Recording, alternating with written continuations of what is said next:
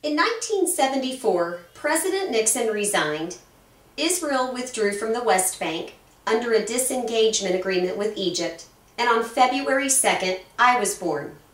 1974 was a politically tumultuous year, but the event that had the most impact on me personally was the debut of a television show called Little House on the Prairie.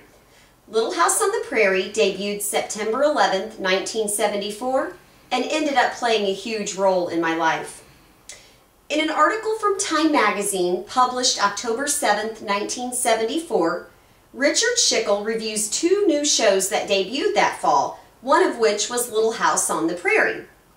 In his article, he describes the success of shows like The Waltons and how they create a new television genre that might be termed extended family entertainment.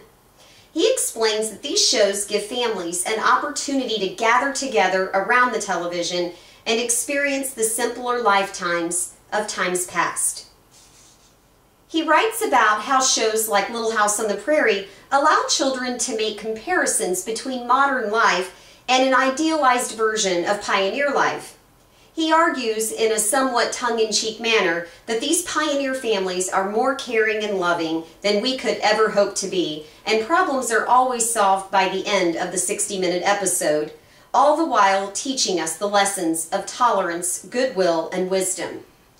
Little House on the Prairie did give us a sanitized version of pioneer life, but people watched it, loved it, and as a result, began to read the books that the show was based on.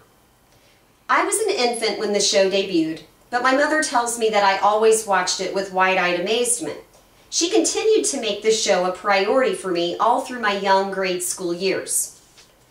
When I started to read my first words in kindergarten and then progressed to sentences and short books in first grade, my thirst for reading began. If it was printed, I would read it. Whether it was the back of cereal boxes, or my dad's newspaper, or my older brother's fourth grade textbook, I devoured anything printed in black and white. Late in the first grade, I decided that it was time to move on to chapter books. On a visit to the school library, I found Little House in the Big Woods by Laura Ingalls Wilder. I was determined to read this book because it was all about the characters that I watched weekly on my favorite show. Well, the librarian quickly took the book away and told me it was too hard for me, and she redirected me to the picture book section. Determined to get my hands on these books, I asked my mother to take me to the local public library, and there she checked out the first two books of the Laura Ingalls Wilder series. I read them with some help from her, and I did this within 2 weeks, and my passion for reading began. My parents and my brother poke fun of me to this day about how I used to ride my bike with a book in hand and how I lived at the library in the summertime instead of at the local pool, and how even today, when we have dinners with all of our extended family, I still sit down with a magazine and newspaper. How very rude.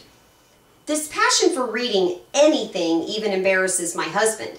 I read everything on the table of a restaurant, from the wine list to the entire menu, and at every museum or exhibit that we go to, I grab up brochures and event listings, which I typically read on the way home in the car.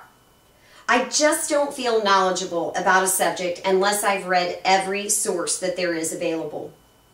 I think my love for reading is in part due to the fact that I'm a visual learner.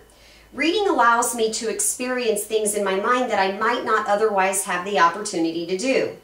Reading also helps me to stay up to date on current events and popular culture.